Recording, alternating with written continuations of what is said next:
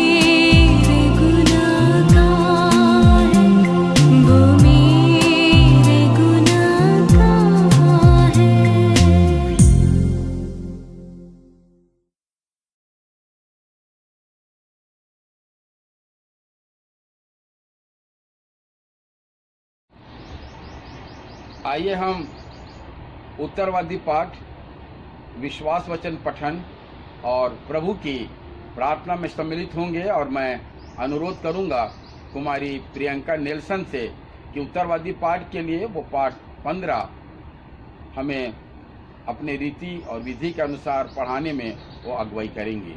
धन्यवाद। आप सबों को जय मसीह की। उत्तरवादी पाठ के लिए निकाल लेंगे पाठ नंबर 15, जो कि बाइबल में पाया जाता है यशायाह 53 1 से 11। मैं अगवा का पाठ पढ़ लूँगी, आप सब मंडली का पाठ पढ़ लेंगे। जो समाचार हमें दिया गया उसका किसने विश्वास किया, और यहोवा का भुजबल किस पर प्रकट हुआ? क्योंकि वह उसके सामने अंकुर की नाई और ऐसी जड़ के समान उगा जो निर्जल भूमि में फूट निकले। उसकी ना तो कुछ सुंदरता थी कि हम उसको देखते, और न उसका रूप ही हमें ऐसा दिखाई पड़ा कि हम उसको चाहते। वह तुच्छ जाना जाता और मनुष्यों का त्यागा हुआ था। वह दुखी पुरुष था, रोग से उसकी पहचान थी और लोग उससे मुंह फेर लेते थे। वह तुच्छ जाना गया और हमने उसका मूल्य ना जाना। निश्चय उसने हमारे रोगों को सह लिया और हमारे ही दुखों को उठा लिया, तो भी हमने उसे परमेश्वर का मारा कूटा और दुर्दशा में पड़ा हुआ समझा। परंतु वह हमारे ही अपराधों के कारण घायल किया गया, वह हमारे अधर्म के कामों के हेतु कुचला गया। हमारी ही शांति के लिए उस पर ताड़ना पड़ी कि उसके कोड़े खाने से हम लोग चंगे हो जाएं। हम तो सब के सब भेड़ों की नाई भटक गए थे। हम में से हर एक ने अपना अपना मार्ग लिया, और यहोवा ने हम सबों के अधर्म का बोझ उसी पर लाद दिया। वह सताया गया तो भी वह सहता रहा और अपना मुंह न खोला। जिस प्रकार भेड़ बंद होने के समय या भेड़ी ऊनी कतरने के समय चुपचाप शांत रहती है, वैसे ही उसने भी अपना मुंह न खोला। अत्याचार करके और दोष लगाकर वे उसे ले गए। उस समय के लोगों में से किसने इस पर ध्यान दिया कि वह जीवितों के बीच में से उठा लिया गया? मेरे ही लोगों के अपराधों के कारण उस पर मार पड़ी। यद्यपि उसने किसी प्रकार का उपद्रव न किया था और उसके मुंह से कभी छल की बात नहीं निकली थी, तो भी यहोवा को यही भाया कि उसे कुचले ले। उसी ने उसको रोगी कर दिया। जब तो उसका प्राण दोष बलि करे, तब वह अपना वंश देखने पाएगा, बहुत दिन जीवित रहेगा। उसके हाथ से यहोवा की इच्छा पूरी हो जाएगी। वह अपने प्राणों का दुख उठाकर उसे देखेगा और तृप्त होगा। अपने ज्ञान के द्वारा मेरा धर्मी दास बहुतेरों को धर्मी ठहराएगा, और उनके अधर्म के कामों का बोझ आप उठा लेगा। आइए हम आदर पूर्वक खड़े होकर विश्वास वचन सब साथ में बोल लेंगे। उसके बाद प्रभु की प्रार्थना साथ में बोलेंगे। मैं विश्वास करता हूँ परमेश्वर पिता पर, जो स्वर्ग और पृथ्वी का सर्वशक्तिमान सृजनहार है, और उसके इकलौते पुत्र अपने प्रभु यीशु ख्रिस्ट पर, जो पवित्र आत्मा से गर्भ में आया, कुंवारी मरियम से उत्पन्न हुआ, पिलातुस पिलातुस की आज्ञा से दुख उठाया, क्रूस पर चढ़ाया गया, मर गया और गाड़ा गया, पाताल में उतरा, तीसरे दिन मृतकों में से जी उठा, स्वर्ग पर चढ़ गया, और परमेश्वर सर्वशक्तिमान पिता के दाहिने हाथ जा बैठा है, जहाँ से वह जीवितों और मृतकों का न्याय करने को फिर आवेगा। मैं विश्वास करता हूँ पवित्र आत्मा पर, एक ही पवित्र क्रिस्टियानी कलीसिया, पवित्रों की संगति, पापों की क्षमा, देह के जी उठने और अनंत जीवन पर। आमीन। हे हमारे पिता, तू जो स्वर्ग में है, तेरा नाम पवित्र माना जाए, तेरा राज्य आवे, तेरी इच्छा जैसे स्वर्ग में पूरी होती है, वैसे इस पृथ्वी पर भी पूरी हो। हमारे दिन भर की रोटी आज हमें दे, और जैसे हमने अपने अपराधियों को क्षमा किया है, वैसे ही हमारे अपराधों को क्षमा कर, और हमें परीक्षा में ना डाल, बल्कि बुराई से बचा, क्योंकि राज, पराक्रम और महिमा सदा तेरी है। आइए हम अपनी कलीसिया के लिए कुछ सूचनाओं को सुन लेंगे। प्रियो, जबकि इन दिनों सारे प्रदेश में कोरोना महामारी बेकाबू होता जा रहा है, और इसके कारण केंद्र सरकार और राज्य सरकार ने अपने विभिन्न आदेशों के तहत उन्होंने कलीसियाई आराधना पे जो चर्च भवन में होती है उसको प्रतिबंधित किया है। लेकिन इन सब के लिए भी हम परमेश्वर को धन्यवाद दें कि इस हालात में भी हम अपनी आराधना को इस ऑनलाइन के माध्यम से हमने प्रारंभ रखा है। मैं आप सभी से अनुरोध करता हूं कि आप केंद्र और राज्य सरकार के अलग अलग आदेश जो हैं उनका पालन करें, मास्क लगाएं, सैनिटाइजर का बराबर आप उपयोग करें, भीड़ भाड़ वाले इलाके में कदापि ना जाएं, जहां तक हो सके कम से कम आप अपने घर से ही निकलें और एक दूसरे के लिए हमेशा आप प्रार्थना करते रहें। हम ऑनलाइन की आराधना में दान भी संग्रहित करते हैं। मैं आप सभी से दरख्वास्त करूंगा कि आप जब स्थिति सामान्य हो जाएगी, जो आप भेंट अपने घरों में आप जो एकत्रित कर रहे हैं उसे आप अवश्य है कि आप जब कलीसिया में जब आते हैं तो आप हमारे कोषाध्यक्ष महोदय को आप उसे जरूर दें। चर्च सपोर्ट फंड और विविध फंड जो भी हैं हम बराबर उन्हें जमा करें ताकि हमें तकलीफ ना हो और एक साथ देने में दिक्कतें होती हैं, सो हम इस बात को ध्यान रखेंगे। प्रियो, ईस्टर की आराधना को भी हम इसी ऑनलाइन के तरीके से करेंगे और उस दिन का भी संदेश रेवरेंड विपिन मसीह जो इंदौर से हैं वे हमें देंगे।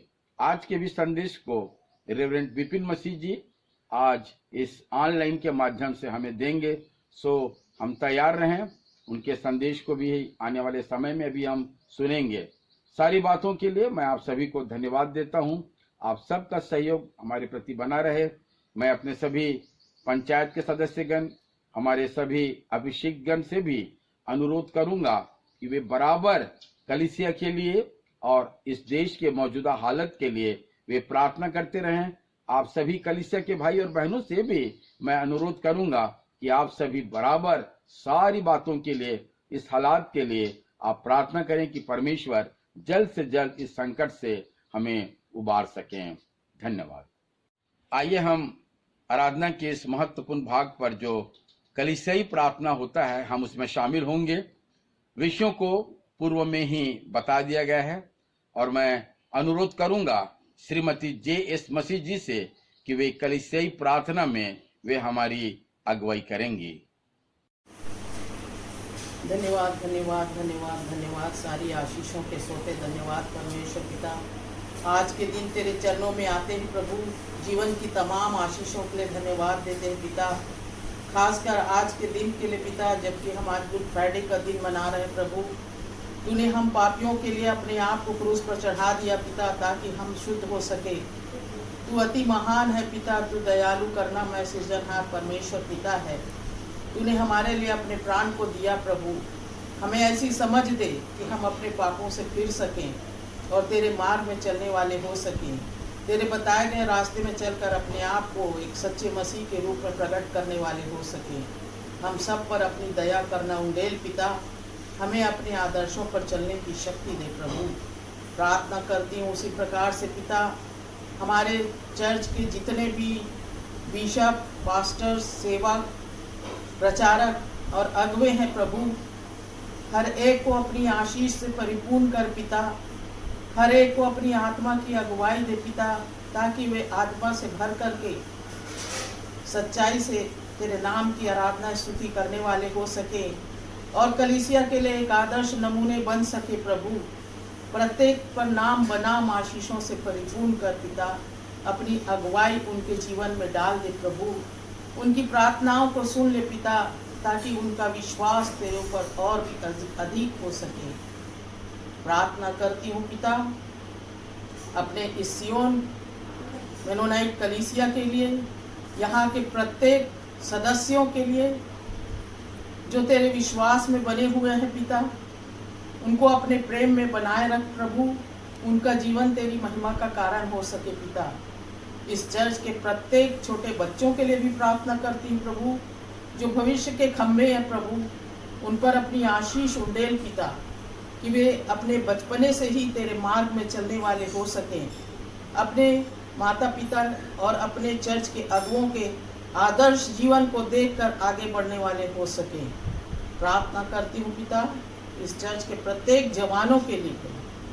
जवानी के दिन अपने सृजनहार को स्मरण करके हर कार्य करने वाले हो सके प्रभु, और सबके जीवन से तेरे नाम की महिमा दूसरों तक फैलाई जा सके। जबकि अभी बहुत सताव का दिन आ रहा है पिता, दूसरे राज्यों में जब हम सुनते हैं प्रभु कि ईसाइयों के लिए सताव का मौका है, ऐसे समय में हमको अपने विश्वास में स्थिर रहने की शक्ति दे पिता, ताकि हमारे जीवन से तेरे नाम की महिमा निरंतर होती रहे।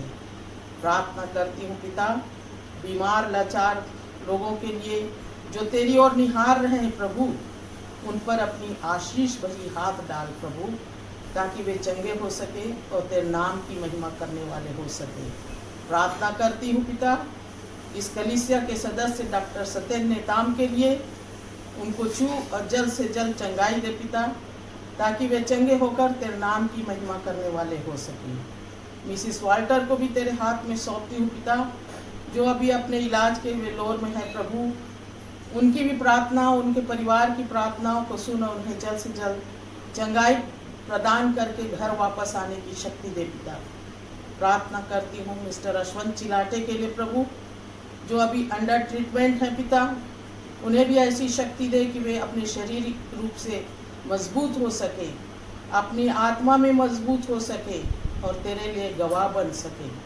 प्रार्थना करती हूँ प्रभु मिसिस पूनम शोरी के लिए, जो स्वास्थ्य लाभ ले रही हैं, काफ़ी हद तक ठीक हो गई हैं, जो अभी आराम के लिए, सेहत के लिए, सुधार के लिए आराम कर रही है प्रभु, उन्हें भी छू और चंगाई दी।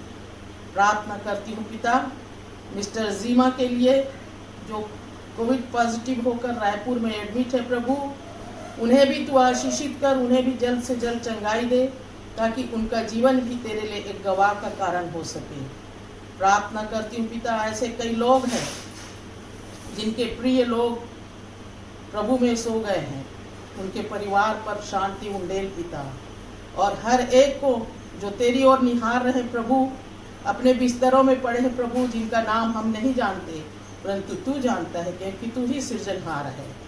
हर एक को छू और चंगाई दे, क्योंकि तूने कहा है पिता, मैं तुम्हारा चंगा करने वाला परमेश्वर हूँ। इसीलिए हमारा विश्वास हमारे प्रभु परमेश्वर पर है। प्रत्येक बीमारों को छू और चंगाई दे पिता। प्रार्थना करती हूँ पिता इस कोविड-19 के लिए, जो पूरे विश्व में फैला है और लोगों के जीवन के लिए एक दहशत का कारण है पिता। हमारी तुझसे प्रार्थना है पिता, जितने विश्वासी इसके अगेंस्ट प्रार्थना कर रहे हैं, उनकी प्रार्थनाओं को सुन ले प्रभु, ताकि उनका विश्वास और भी मजबूत हो सके और इस कोविड-19 के इस दुनिया से हमेशा के लिए खत्म कर दे, क्योंकि तू असंभव को संभव करने वाला ईश्वर है। तेरे लिए कोई भी काम कठिन नहीं है। तू महान परमेश्वर है, सृष्टि का रचिता है पिता। हम तुझसे प्रार्थना करते इस महामारी को, इस भीषण बीमारी को हमेशा के लिए दूर कर दे प्रभु, ताकि तेरे लोग तेरे विश्वास में मजबूत बने रहें और तेरी ओर निहारने वाले हो सके। प्रार्थना करती हूँ पिता सारी आशीषों के लिए, जहाँ कहीं भी इस प्रकार की सभाएं हो रही होंगी पिता, हर एक विश्वासी के मन में तू उपस्थित हो, हर एक को अपनी आत्मा से परिपूर्ण कर दे पिता, और हर एक को अपने प्रेम में दिन प्रतिदिन बढ़ाता ले चल। हमारी इस प्रार्थना को सुनने वाला तू ही है पिता। तूने कहा है तू प्रार्थना कर, मैं सुनता हूँ। हमारी इस विनती को सुन और ग्रहण कर ले। प्रार्थना प्रभु यीशु मसीह के प्रिय और मीठे नाम से मांगती हूँ, आमीन। आज के वचन पठन के लिए जाएंगे और मैं अनुरोध करूंगा हमारी कलीसिया की सेविका बहन सिल्विया आशावान जी से कि वे वचन पठन और प्रार्थना में वे हमारी अगुवाई करेंगी। अभी मैं आप लोगों के सामने पढ़ लूंगी मत्ती रचित सुसमाचार अध्याय 27 पद 32 से लेकर पद 44 तक। इसमें यूँ लिखा है, बाहर जाते हुए उन्हें शमौन नामक कुरेनी मनुष्य मिला। उन्होंने उसे बेगार में पकड़ा कि उसका क्रूस उठा ले चले, और उस स्थान पर जो गुलगुता नाम की जगह अर्थात खोपड़ी का स्थान कहलाता है पहुंचकर उन्होंने पित्त मिलाया हुआ दाखरस उसे पीने को दिया, परंतु उसने चख कर पीना न चाहा। तब उन्होंने उसे क्रूस पर चढ़ाया और चिट्ठियाँ डालकर उसके कपड़े बांट लिए और वहाँ बैठकर उसका पहरा देने लगे और उसका दोष पत्र उसके सिर के ऊपर लगाया कि यह यहूदियों का राजा यीशु है। तब उसके साथ 2 डाकू एक दाहिने और एक बाएं क्रूसों पर चढ़ाए गए और आने जाने वाले सिर हिला हिला कर उसकी निंदा करते थे और यह कहते थे कि हे मंदिर के ढाने वाले और 3 दिन में बनाने वाले, अपने आप को बचा। यदि तू परमेश्वर का पुत्र है तो क्रूस पर से उतर आ। और इसी रीति से महायाजक भी शास्त्रियों और पुरनियों समेत ठट्ठा कर करके कहते थे, इसने औरों को बचाया और अपने को नहीं बचा सकता। यह तो इस्राएल का राजा है। अब क्रूस पर से उतर आए तो हम उस पर विश्वास करें। उसने परमेश्वर पर भरोसा रखा है। यदि वह उसको चाहता है तो अब उसे छुड़ा ले, क्योंकि इसने कहा था कि मैं परमेश्वर का पुत्र हूँ। इसी प्रकार डाकू भी जो उसके साथ क्रूसों पर चढ़ाए गए थे उसकी निंदा करते थे। परमेश्वर पिता अपने वचन के पढ़े और सुने जाने पर आशीष दे। आइए हम प्रार्थना करें। परमेश्वर पिता, हम तेरे पास आते हैं और तुझे धन्यवाद देते हैं कि तूने हमें इस संसार में रखा पिता, कि हम अपने जीवन के द्वारा से तेरी महिमा करें पिता। पर हम पापी हैं और तूने हम पापियों के लिए अपने निज पुत्र को इस संसार में भेजा कि उसके दुख उठाए जाने के द्वारा से और उसके मारे जाने के द्वारा से और उसके जीवित होने के द्वारा से, हाँ, उस पर विश्वास करने से हम उद्धार को प्राप्त कर सकते हैं पिता। यीशु मसीह के मारे जाने के दिन को हम आज जब मनाते हैं पिता, इसके लिए हम तुझे धन्यवाद देते हैं कि तूने हमें ऐसा मौका दिया पिता। जब हम ऑनलाइन सर्विस करते हैं, इस पर तो अपना आशीष का हाथ रखना पिता।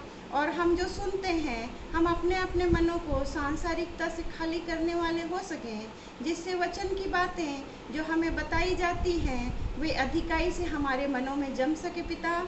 और हम अपने उपदेशक भाई को भी तेरे हाथ में सौंपते हैं, उन्हें भी अपनी आत्मिक भरपूरी प्रदान करें, जिससे कि वे हमें तेरी आत्मा के द्वारा से अगुवाई पाते हुए वे हमें बताने वाले हो सकें और हम सुनने वाले उसे सुनकर उसके अनुसार से अपने जीवनों को चलाने वाले हो सकें। आज की पूरी बाकी समय को हम तेरे हाथ में सौंपते हैं और इस विनती को यीशु मसीह के नाम से मांगते, सुनो, ग्रहण कर ले, आमीन। आइए इस समय हम संदेश में जाएंगे और आज के संदेश रेवरेंड विपिन मसीह इंदौर हमें देंगे। आइए हम बड़ी प्रार्थना के साथ इस संदेश के लिए हम संभागी हों। आज के इस पवित्र महान दिन के लिए परमेश्वर का धन्यवाद हो। पवित्र शुक्रवार के इस महान दिन के इस सुंदर समय को मैं अपने परिवार की ओर से और आप सभी को पवित्र शुक्रवार का मुबारकबाद कहता हूँ। परमेश्वर का धन्यवाद देता हूँ मैं पास्टर राकेश प्रकाश साहब का और सांकरा बंगला की कलीसिया का जिसमें मुझे भाग्य को पिछले 2 वर्षों से प्रभु के इस वचन के प्रचार के लिए निमंत्रण मिल रहा है, परंतु कोरोना वायरस की वजह से ये मौका हमारे जीवन में एक साथ मेल मिलाप की संगति नहीं होने के वजह से परमेश्वर की अद्भुत योजना उसके दास राकेश प्रकाश साहब और सिस्टर मिताली के साथ बैठकर बातचीत करने के द्वारा इस वीडियो को बनाने की जो योजना बनाई गई, उसमें इस वीडियो के माध्यम से प्रभु आपके जीवन में क्रूस के 7 वचनों को और उसकी आशीषों को हम प्रभु से प्राप्त कर सकेंगे। प्रभु हमारे जीवन को अपनी आशीषों को लेकर के खड़ा है और ये क्रूस की आशीषें और क्रूस का जीवन हमारे उद्धारकर्ता यीशु मसीह के द्वारा ही संभव हो सका है। परमेश्वर की अद्भुत योजना उसके पुत्र हमारे उद्धारकर्ता यीशु मसीह के द्वारा ये पूरा हुआ है। आइए जी साथियों, क्रूस के उस 7 वचनों को हम स्मरण करने के लिए हम व्यर्थ में दूसरा टाइम बर्बाद ना करें, औपचारिकताओं में हम इस समय को ना लें। आज के इस पवित्र शुक्रवार के दिन मेरा आप सभी से निवेदन है कि हम शोक और विलाप में ना डूबें, बल्कि आनंद से हम प्रभु के सलीब की ओर देखें और उसके दर्द का एहसास अपने जीवन में करें। हम टूटे पश्चातापी मन से प्रभु के सलीब की ओर देखें। यदि आप शोक और विलाप करते हैं कि प्रभु हमारे लिए क्रूस पर बलिदान हुआ, या हम फटे पुराने कपड़े आज के दिन पहनते हैं या सफ़ेद कपड़े पहनते हैं, ये प्रभु के लिए आपके मन में जो ऐसी बातें आई हैं, तो मैं सोचता हूँ कि परमेश्वर के अद्भुत योजना को जो क्रूस पर बलिदान होने के द्वारा हर एक मनुष्यों के पापों की क्षमा के लिए परमेश्वर ने अद्भुत योजना बनाई, हमारे जीवन के द्वारा ऐसे सोच विचारों को के द्वारा परमेश्वर की उस अद्भुत योजना में हमारा जीवन उसके लिए काम के योग्य नहीं हो सकेगा। इसलिए आप सभी से मेरा निवेदन है, इस मुबारक दिन को, इस बड़े महान दिन को सहर्ष अपने जीवन में ग्रहण करें, प्रार्थना करें। सामर्थी प्रेमी पिता परमेश्वर, प्रभु मेरे उद्धार करता यीशु मसीह, इस पवित्र भोर के प्रकाश में तेरे लोग प्रभु जी तेरे सलीब की ओर देख रहे हैं, पर ये समय तेरी दया से हमने पाया है।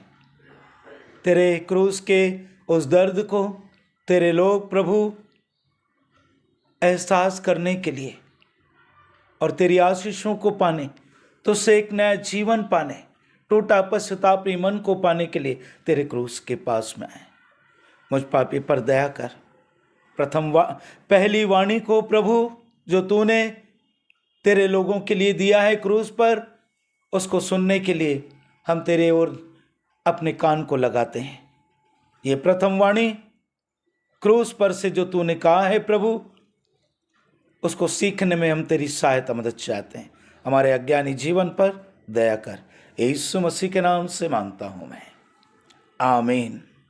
प्रभु का वचन लूका रचित सुसमाचार के 23 अध्याय की और ये 33 और 34 आयत में परमेश्वर का वचन इस बात को कहता है। जब वे उस जगह जिसे खोपड़ी कहते हैं पहुँचे, तो उन्होंने वहाँ उसे और उनको कर्मियों को भी, एक को दाहिनी और दूसरे को बाईं ओर क्रूस पर चढ़ाया। तभी यीशु ने कहा, हे पिता, इन्हें क्षमा कर, क्योंकि ये जानते नहीं कि क्या कर रहे हैं। और उन्होंने चिट्ठियाँ डालकर उसके कपड़े बांट लिए। हे पिता, इन्हें क्षमा कर, क्योंकि ये जानते नहीं कि ये क्या कर रहे हैं। परमेश्वर का ये अद्भुत प्रेम प्रभु यीशु मसीह को सीखने के लिए मजबूर कर दिया। जब आप लूका के 4 अध्याय की पहली आयत को पढ़ते हैं, परमेश्वर का वचन, उसमें परमेश्वर के आत्मा ने प्रभु को सिखाने के लिए जंगल में लेकर के गया और हर बात को सिखाया। और इस क्रूस का पहला वचन में केवल हम प्रभु के उन दिनों को, सेवकाई के दिनों को ही नहीं, बल्कि अदन की वाटिका से हम इस भेद को समझने पाएंगे। अदन की वाटिका में जब आप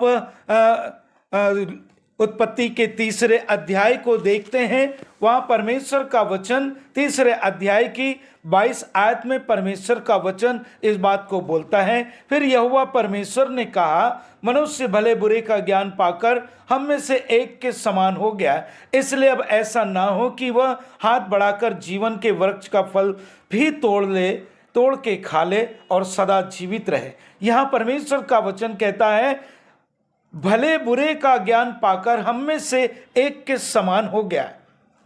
जब अदन की वाटिका में परमेश्वर ने आदम और हवा के बीच में बात कर रहा था, तो दूसरा व्यक्ति कौन था?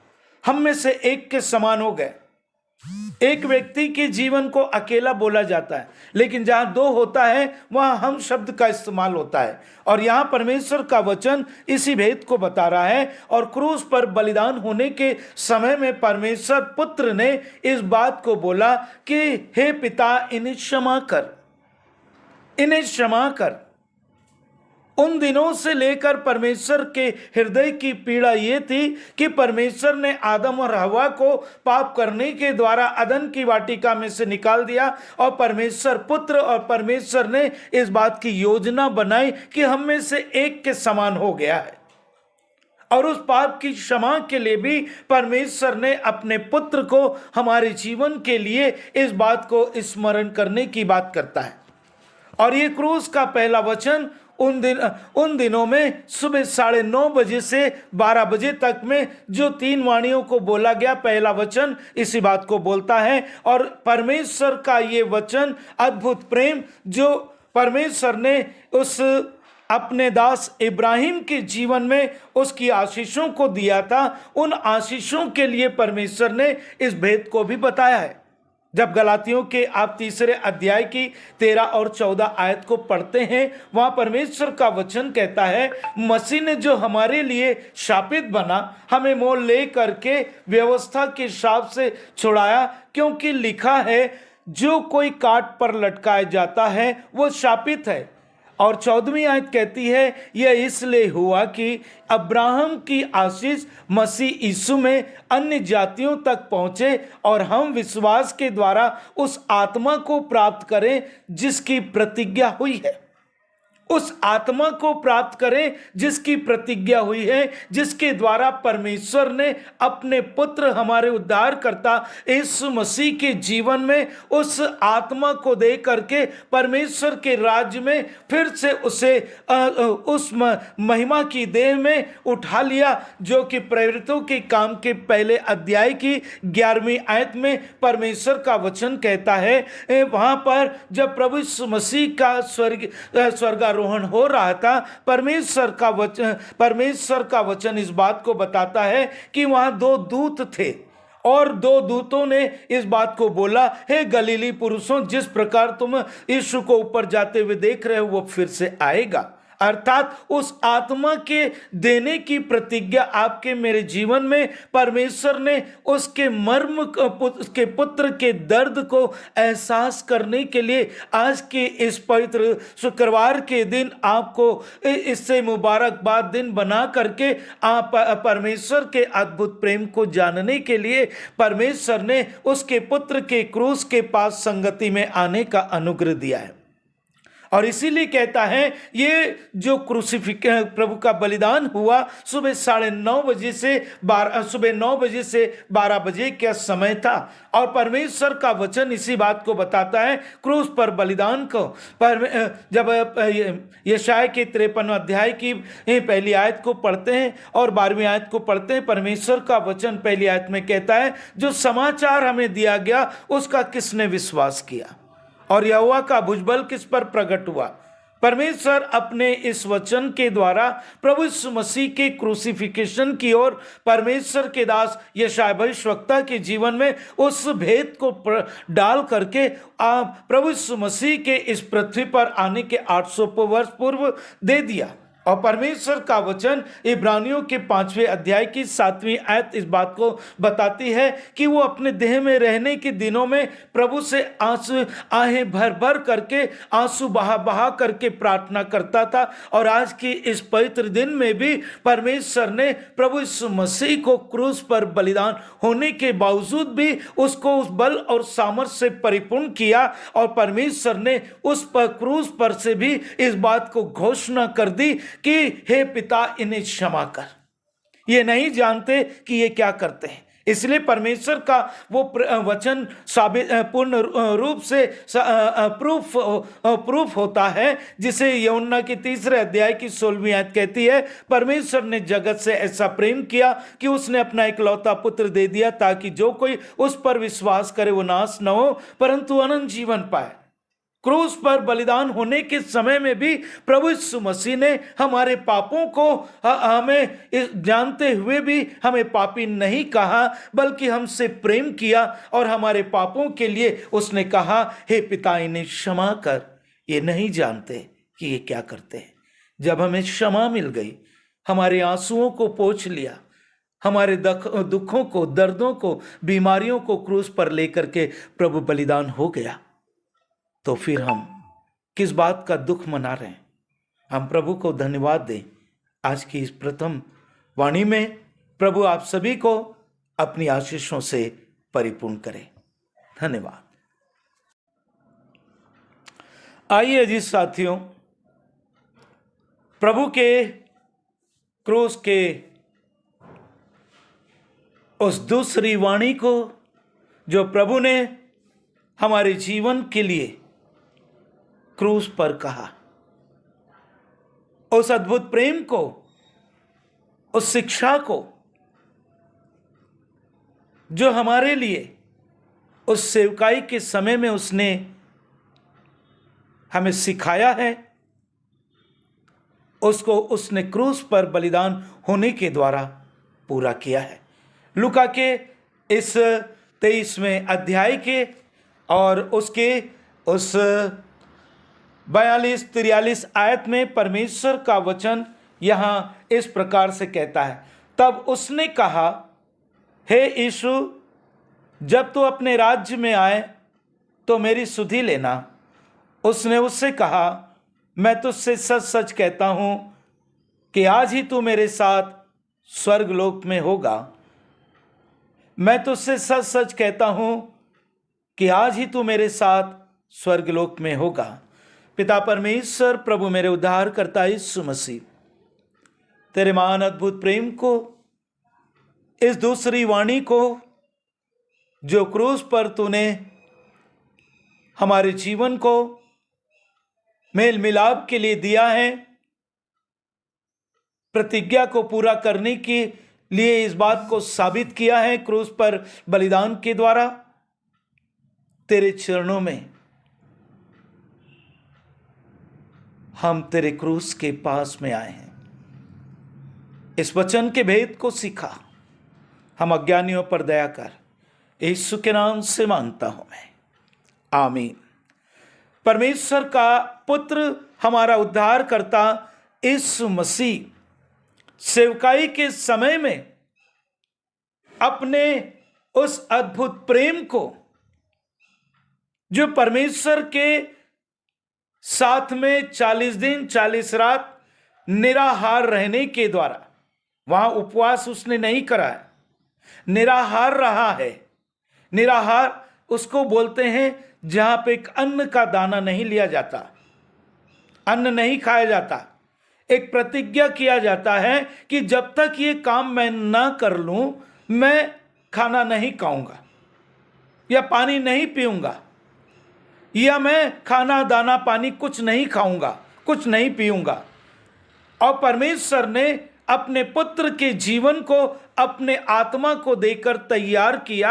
और परमेश्वर का पुत्र, लूका के 4 अध्याय की पहली आयत में परमेश्वर का वचन एक बार फिर मैं आपको स्मरण करा रहा हूं। वो कहता है, फिर यीशु पवित्र आत्मा से भरा हुआ यरदन से लौटा और आत्मा के सिखाने से 40 दिन वो जंगल की ओर गया और 40 दिन 40 रात निराहार रहा। मत्ती के 4 अध्याय की 2 आयत इस बात को बताती है। मेरे और आपके जीवन में उपवास का बहुत महत्वपूर्ण योगदान है, परंतु हर बात को तोड़ मड़ोड़ करके हमें सीखना नहीं चाहिए।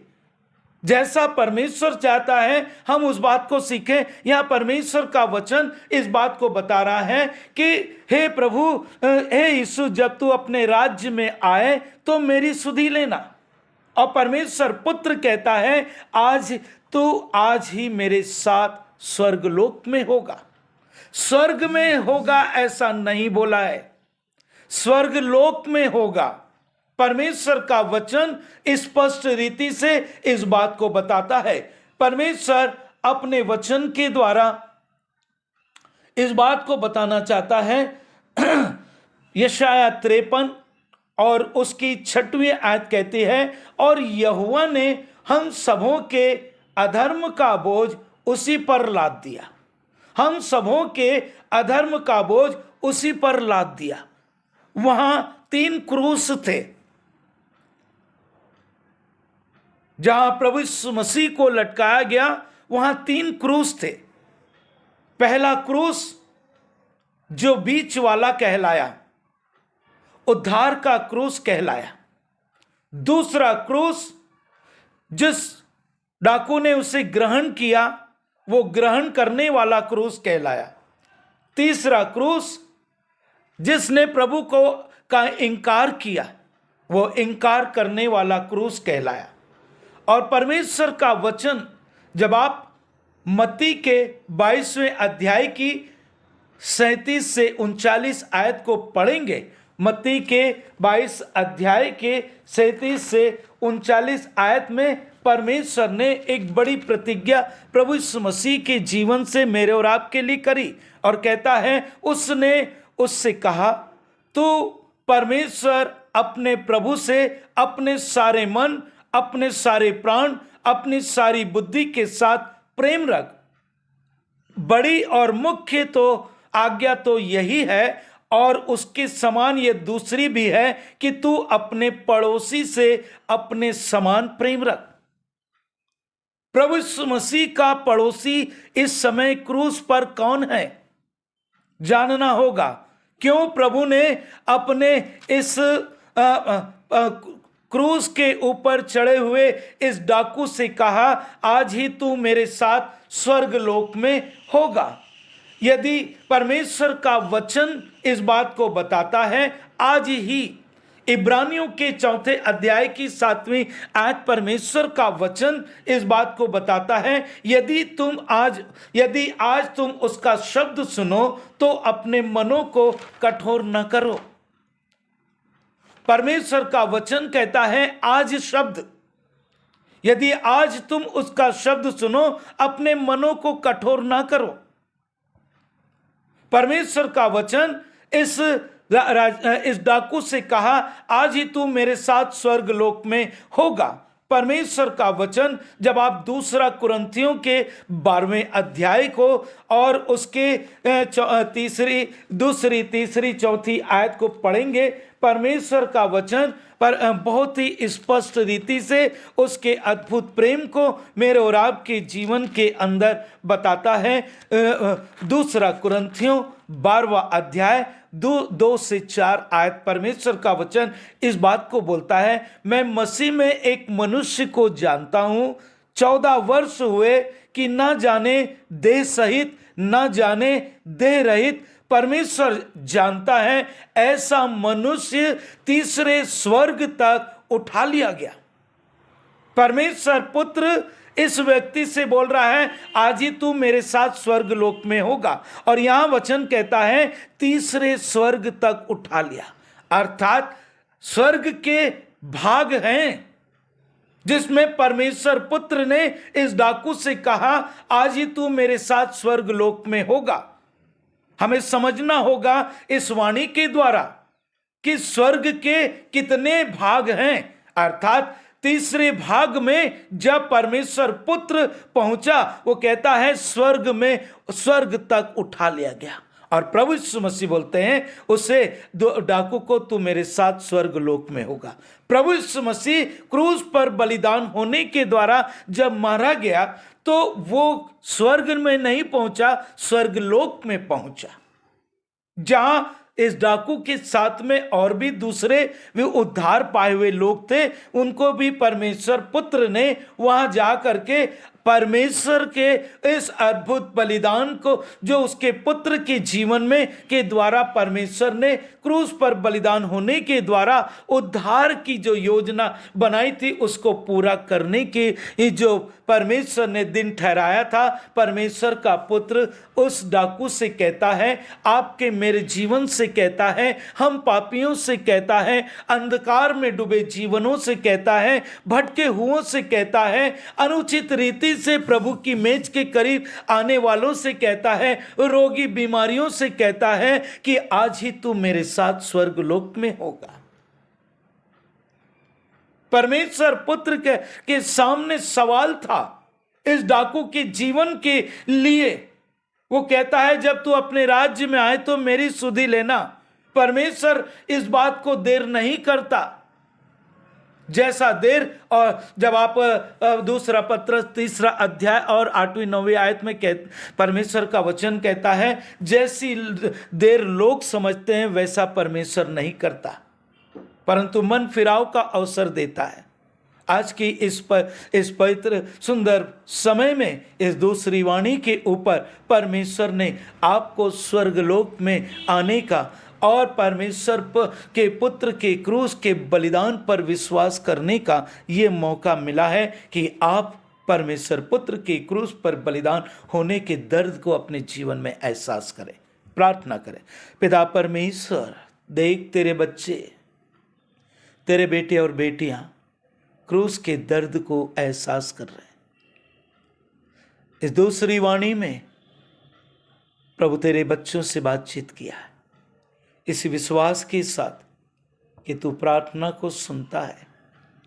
तेरे लोगों को आज की प्रातःकाल और स्वर्ग में जाने का एक नया अनुभव दे प्रभु। यीशु मसीह के पवित्र मीठे नाम में होकर मांगता हूं मैं, आमीन आमीन। धन्यवाद। आइए अजीज साथियों, प्रभु यीशु मसीह के क्रूस के तीसरी वाणी को प्रभु यीशु मसीह ने जो क्रूस पर कहा उस पर हम ध्यान करेंगे। पिछले 2 वाणी में प्रभु के क्रूस के आशीषों को हमने अपने जीवन में अनुभव किया है। पहली वाणी संसार के हर एक मनुष्यों के पापों की क्षमा पर एक नई सामर्थ को प्रभु ने पृथ्वी के लोगों पर उंडेला। दूसरी वाणी एक ऐसे मेल मिलाप की जो हमारे जीवन के अंदर परमेश्वर ने आज्ञा के रूप में दिया, उसे आज्ञाकारी होने के लिए दूसरी वाणी को बोला। तीसरी वाणी परमेश्वर का वचन यूहन्ना के 19 अध्याय की उस 26 आयत के अंदर परमेश्वर का वचन कहता है, जब यीशु ने अपनी माता और उस चेले को जिससे वह प्रेम रखता था पास खड़े देखा तो अपनी माता से कहा, हे नारी, देख यह तेरा पुत्र है। हे नारी, देख यह तेरा पुत्र है। सुबह 9 बजे से दोपहर के 12 बजे तक में प्रभु यीशु मसीह ने क्रूस पर से 3 वाणी को कहा और तीसरी वाणी जो परमेश्वर का वचन कहता है, हे नारी, देख यह तेरा पुत्र है। तब उस चेले से कहा, यह तेरी माता। उसी समय से वह चेला उसे अपने घर ले गया। परमेश्वर पुत्र हमारा उद्धारकर्ता यीशु मसीह परमेश्वर के उस प्रेम को जिसे उसने जंगल में 40 दिन निराहार रहने के समय में अपने जीवन में सीखा था, उन सारी बातों को उसने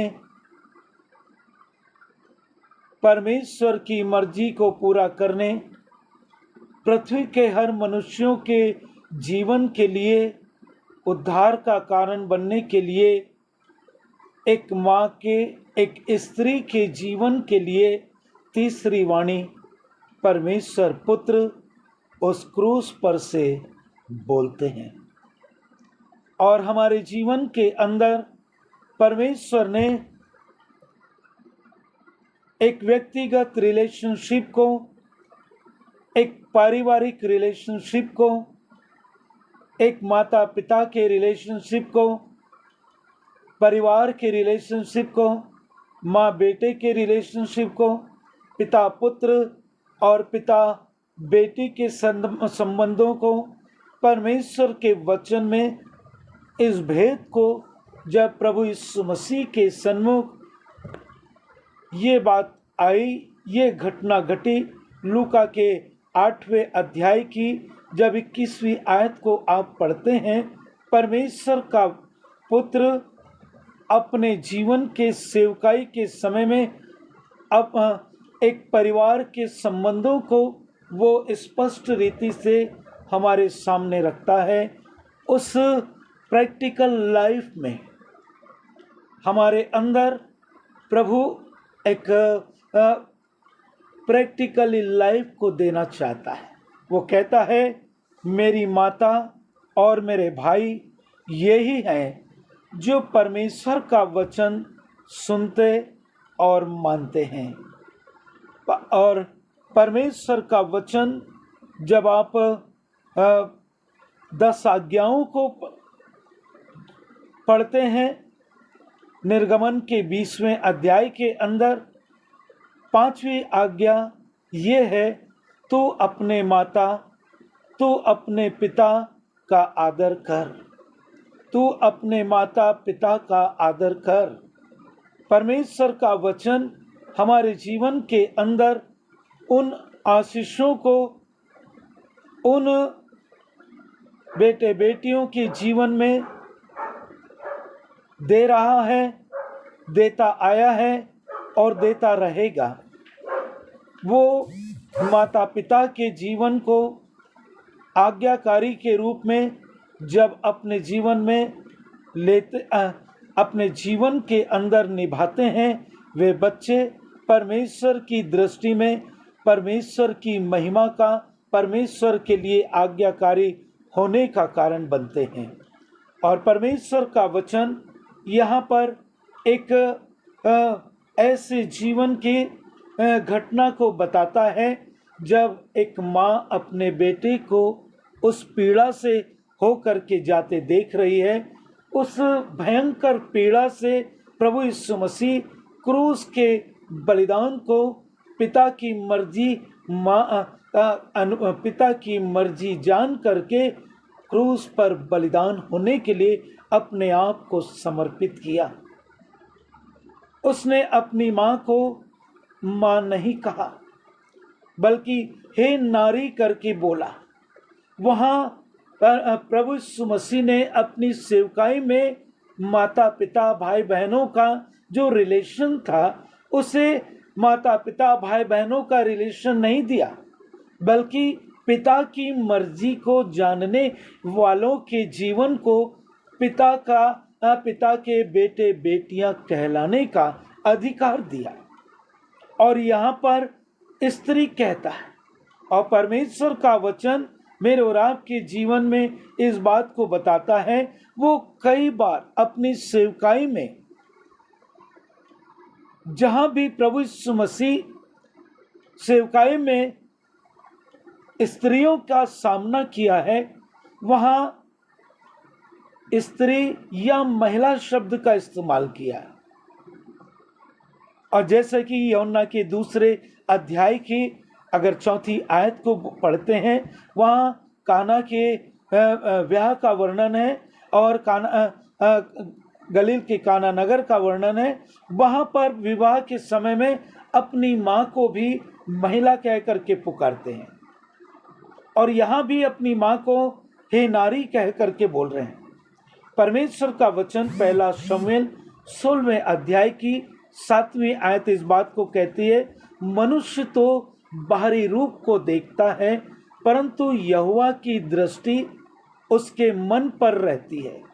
परमेश्वर ने अपने पुत्र के जीवन में इस गुप्त भेद को अपने आत्मा के द्वारा आपके मेरे जीवन के लिए क्रूस पर बलिदान होने के समय में वो पूरे रीति से प्रभु परमेश्वर के आत्मा की अधीनता में परमेश्वर की आज्ञाकारी होने के लिए, परमेश्वर की मर्जी को पूरा करने के लिए परमेश्वर पुत्र हमारे जीवन के लिए एक नया आशीष का कारण हमारे लिए छोड़ के गए। और परमेश्वर का वचन जब हम देखते हैं यशाया 49 और 15वीं आयत को, परमेश्वर का वचन कहता है, क्या ये हो सकता है कि कोई माता अपने दूध पिए बच्चे को भूल जाए या अपने जन्माए हुए लड़के पर दया ना करे? हाँ, वह तो भूल सकती, परंतु मैं तुझे नहीं भूल सकता। परमेश्वर का वचन कहता है, परमेश्वर मेरे और आपके जीवन को कभी नहीं भूल सकता। परमेश्वर का वचन इब्रानियों के 13वें अध्याय की 5वीं आयत कहती है, मैं तुम्हें कभी भी नहीं छोड़ूंगा। और यहाँ बोलता है, मैं कभी नहीं भूल सकता। और परमेश्वर पुत्र भी उसी काम को इस तीसरी वाणी में किया है। और तीसरी वाणी में पारिवारिक रिलेशनशिप को परमेश्वर पुत्र ने वो परमेश्वर की इच्छा को पूरी करने का स्थान दिया है। अजी साथियों, क्रूस का ये तीसरा वचन जिसको कि परमेश्वर ने सेवकाई में पुत्र के जीवन में वो संबंधों को हमारे जीवन के अंदर जुड़ने नहीं दिया, बल्कि परमेश्वर की मर्जी पूरी हो इस काम को करने का एक मौका दिया है। परमेश्वर इस तीसरी वाणी के द्वारा आप सभी को अपनी आशीषों से परिपूर्ण करे। सामर्थी प्रेमी पिता परमेश्वर, तेरा धन्यवाद देता हूँ, तूने इस तीसरी वाणी में हमारे जीवन पर दया की। और प्रभु, तूने हमारे जीवन को तीसरी वाणी के अंदर एक संबंधों के विषय में सीखने का अनुग्रह दिया। वह विनती को उद्धारकर्ता यीशु मसीह के नाम से मांगता हूँ मैं, आमीन। धन्यवाद। आइए अजीज साथियों, प्रभु यीशु मसीह के क्रूस के उस वचन में से चौथी वाणी को इस समय अध्ययन करेंगे। परमेश्वर का वचन मत्ती 27 45 से 47 आयत में, परमेश्वर का वचन 47वीं आयत कहती है, हे मेरे परमेश्वर, हे मेरे परमेश्वर, तूने मुझे क्यों छोड़ दिया? एली एली लमा शबक्तनी। प्रार्थना करें। पवित्र प्रेमी पिता परमेश्वर, प्रभु मेरे उद्धार करता यीशु मसीह, तूने क्रूस के ऊपर हमारे जीवन के लिए, हमारे जीवन को निराश होने के लिए नहीं, बल्कि एक नए जीवन को पाने के लिए, अंधकार से छुटकारा पाने के लिए तेरे क्रूस के पास आज के इस विशेष महान दिन में तेरे वचन को सीखने का एक मौका तूने दिया है। तेरे प्रेम के भेदों को खोल। हम अज्ञानी लोग हैं, ज्ञान बुद्धि समझ का भंडार प्रभु तेरे पास में, हम पर दया कर। इस चौथी वाणी में जो तेरा वचन है अंधकार के लिए, तू हमें सिखा। यीशु मसीह के पवित्र मिठे नाम में होके मांगता हूँ मैं, आमीन आमीन। परमेश्वर का हम हृदय से धन्यवाद करते हैं।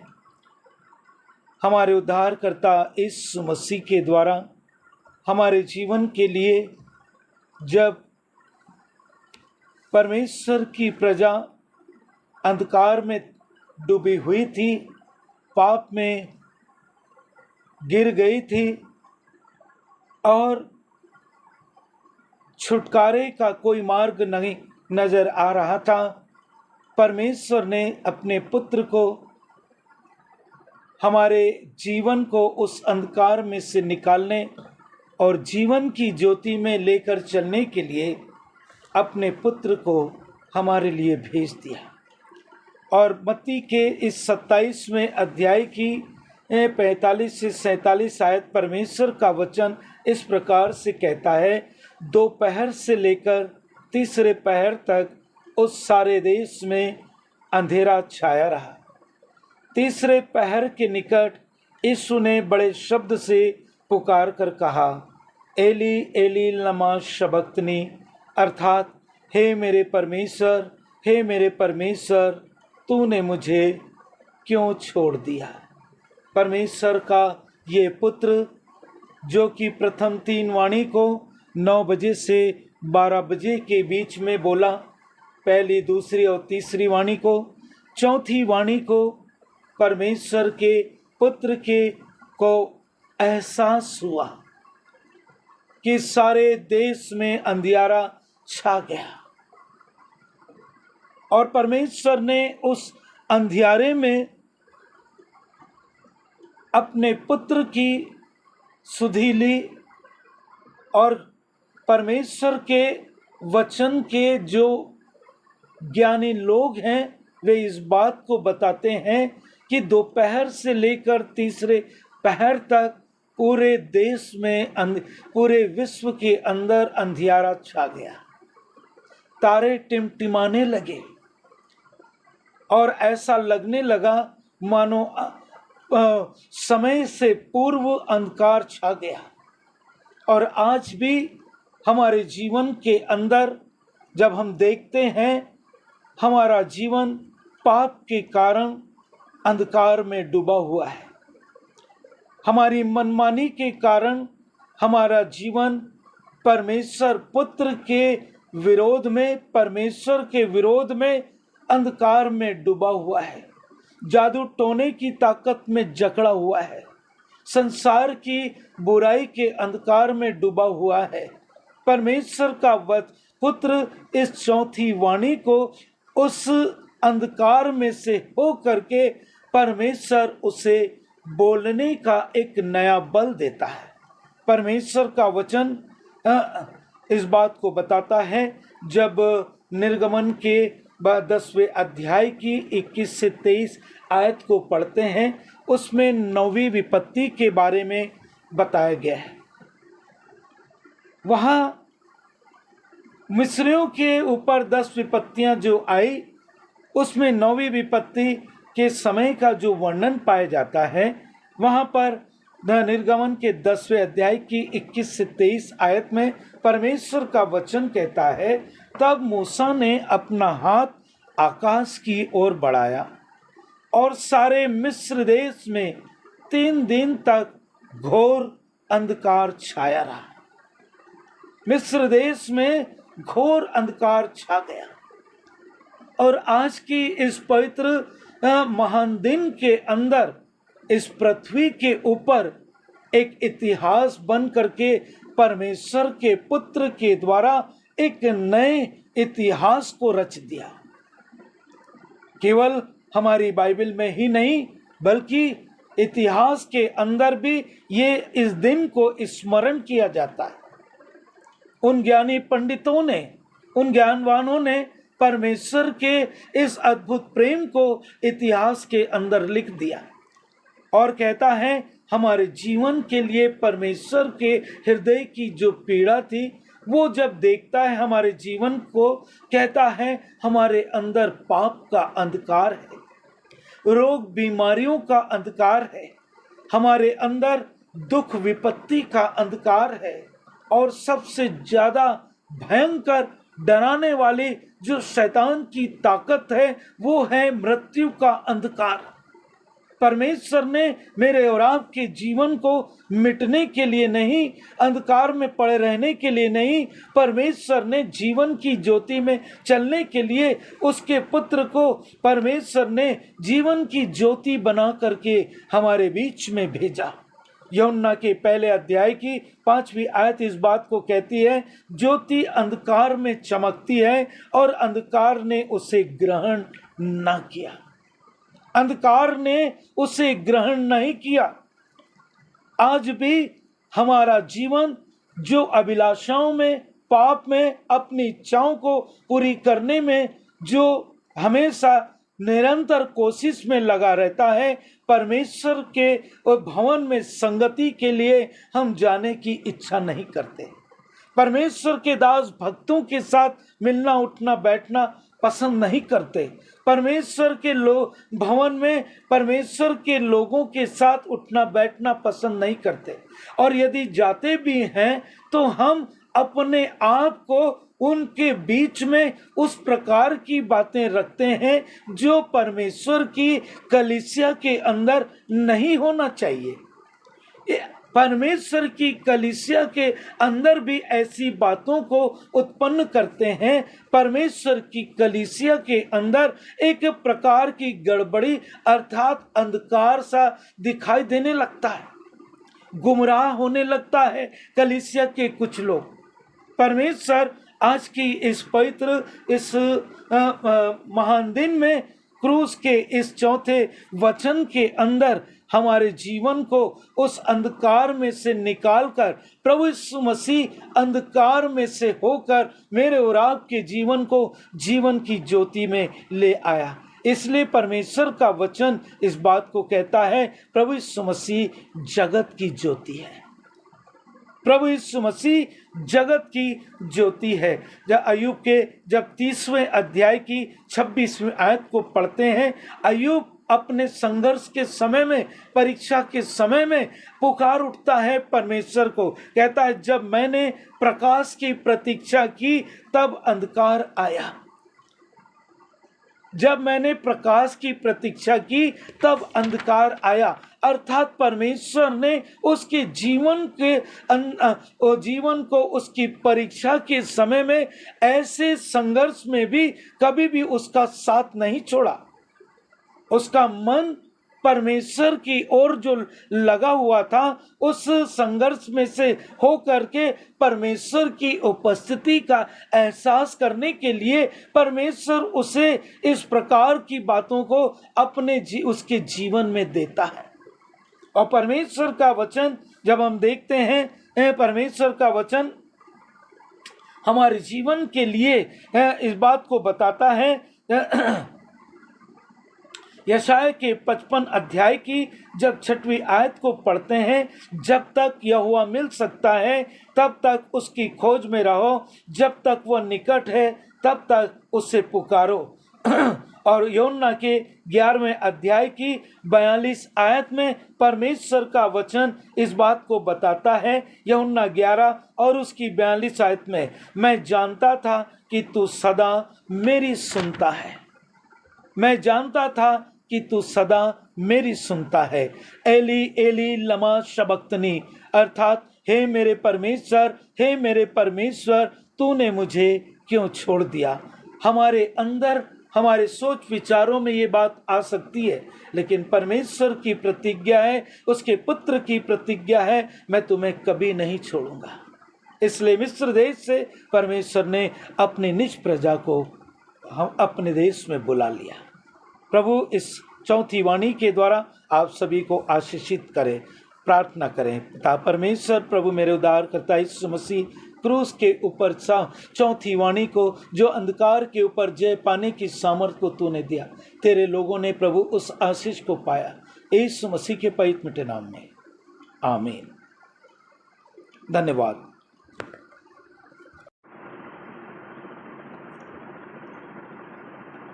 आइए अजीज साथियों,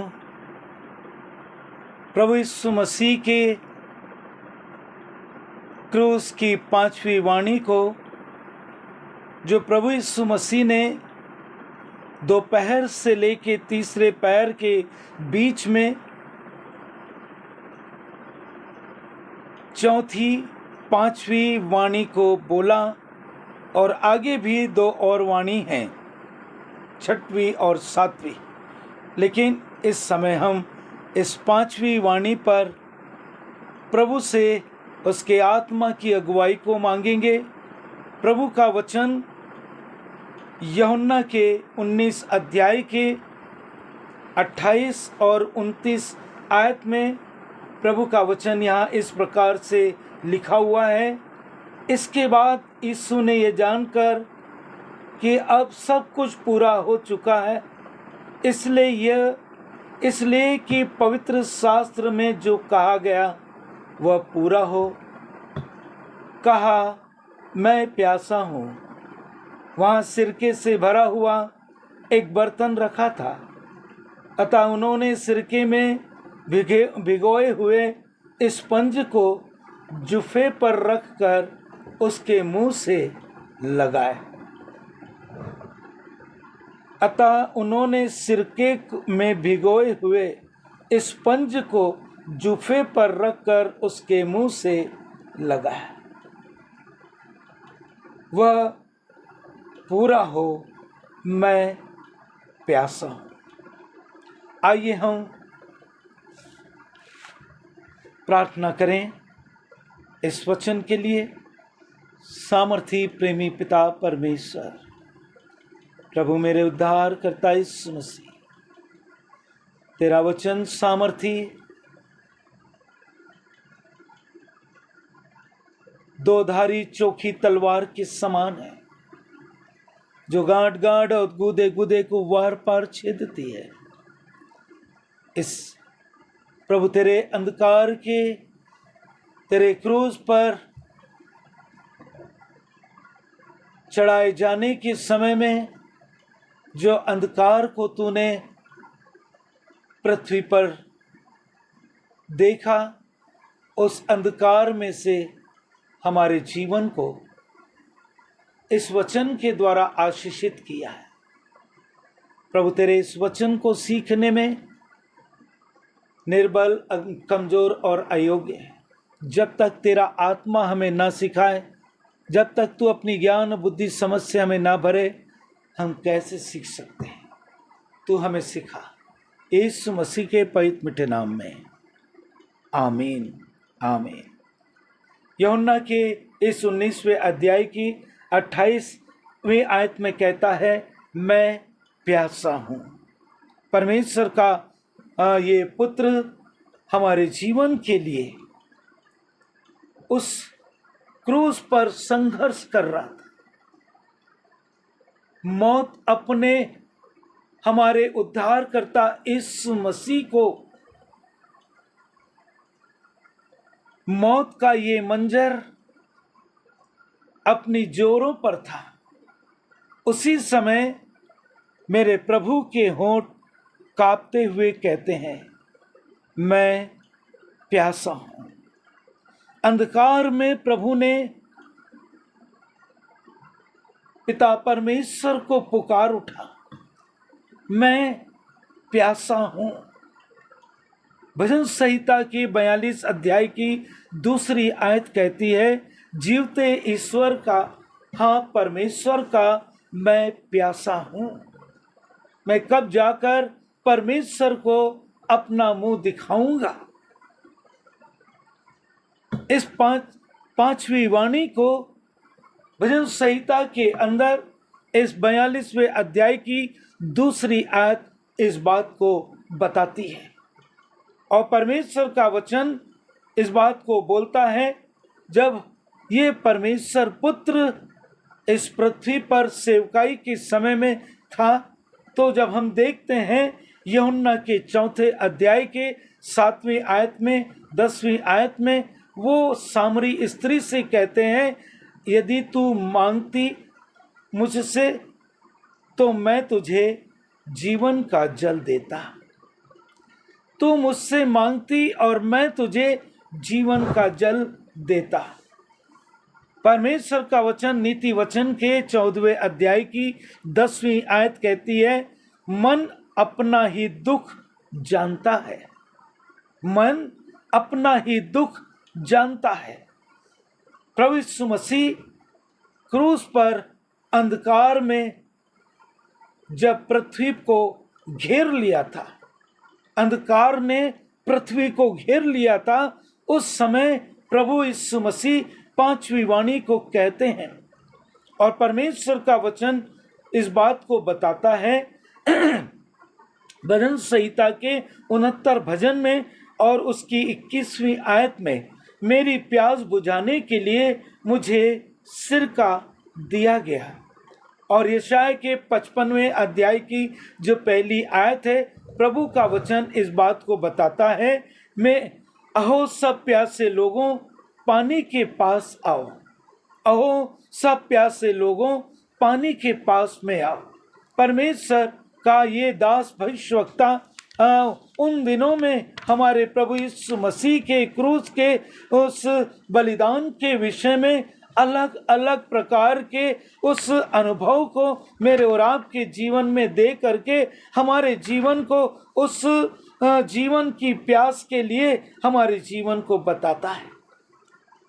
परमेश्वर पुत्र को पृथ्वी के हरेक पापी जीवन की प्यास थी कि कोई भी नाश ना हो, बल्कि हरेक उद्धार पाए और नया जीवन पाए।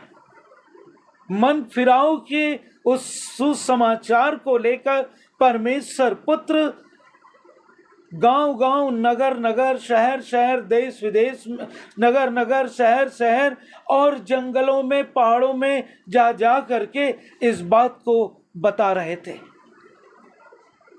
परमेश्वर का आत्मा उसको इस 40 दिन 40 रात के निराहार रहने के समय में इस प्रकार के जीवन के महत्वपूर्ण भेदों को परमेश्वर ने क्रूस के ऊपर अपने पुत्र को जब चढ़ने के लिए, क्रूस पर बलिदान होने के लिए वो समय आया, तो वो सीखी हुई बातों को स्मरण कराता है, ताकि मेरा और आपका जीवन इस पृथ्वी पर रहने के द्वारा हम निराशाओं में ना डूबे, परंतु हमारे लिए पिता के राज्य में प्रवेश करने का जो मध्यस्थता प्रभु यीशु मसीह ने हमारे लिए निभाई, उस मध्यस्थता को परमेश्वर पुत्र ने क्रूस पर बलिदान होने के द्वारा और उस अंधकार में से मेरे और आपके जीवन को निकालने के लिए और परमेश्वर के राज्य में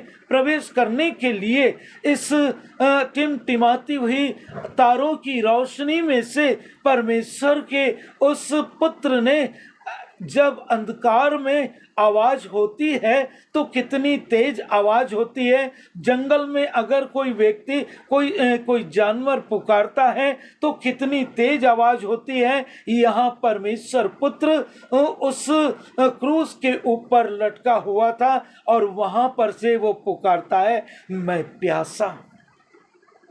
परमेश्वर का वचन कहता है भजन संहिता के 42 अध्याय की 12वीं आयत में, जैसे पहली दूसरी आयत में परमेश्वर का वचन कहता है, जैसे हिरनी नदी की जल के लिए हाँफती है, वैसे ही हे परमेश्वर मैं तेरे लिए हाँफता हूँ। भजन संहिता 42 की पहली और दूसरी आयत इस बात को बताती है। परमेश्वर का वचन इस बात को बताता है। भजन संहिता 143 की 6वीं आयत, मैं तेरी ओर हाथ फैलाए हुए सूखी भूमि की नाई मैं तेरा प्यासा। राजा दाऊद अपने महल में अपने पाप का अंगीकार करते समय इस बात को परमेश्वर के सामने अपने हृदय की गहराइयों से अंगीकार करते हुए कहता है, मैं तेरा प्यासा, मैं तेरा प्यासा हूँ। आज इस पृथ्वी के एक एक जीवन के लिए परमेश्वर पुत्र क्रूस पर बलिदान देने के द्वारा उसकी प्यास को हमारे जीवन के बचाने के लिए बताया है कि मैं जीवन का प्यासा हूँ। मुझे पानी के प्यास की आवश्यकता नहीं, परंतु एक एक जीवन जो अंधकार में डूबा हुआ है, उन अंधकार में डूबे जीवनों के लिए इस टिमटिमाते हुए तारों की रोशनी में से मैं तुम्हें देख रहा हूँ।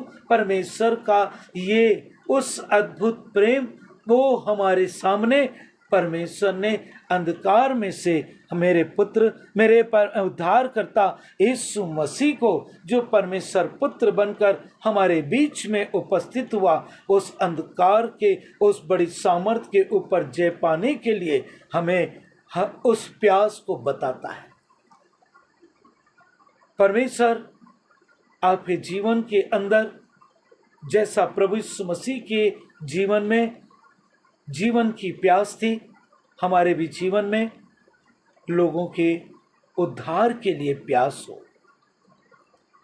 विश्वास कर लेना, उद्धार पा लेना और दुआ प्रार्थना कर लेना हमारे जीवन के अंदर परमेश्वर के राज्य के लिए काफ़ी नहीं है, लेकिन हमारे अंदर जैसा हमने उद्धार पाया, औरों के जीवन के उद्धार के लिए हमारे अंदर प्यास होनी चाहिए। प्रभु आप सभी को आशीष दे। प्रार्थना करें। पिता परमेश्वर, प्रभु मेरे उद्धारकर्ता यीशु मसीह, धन्यवाद देता हूँ, तूने अंधकार के अंदर डूबे एक एक जीवन के लिए तू एक तारों की रोशनी में से होकर हमारे जीवन को देखा और हमारे जीवन में भी उस प्यास को उत्पन्न किया कि हम भी अपने पड़ोसियों के लिए, अपने जीवन में उनके छुटकारे के लिए, उद्धार के लिए प्यास रखें। प्रभु ऐसा करने में तेरा आत्मा हमारी सहायता मदद करे। प्रार्थना विनती को उद्धार करता यीशु मसीह के नाम से मांगता हूँ मैं, आमीन। धन्यवाद।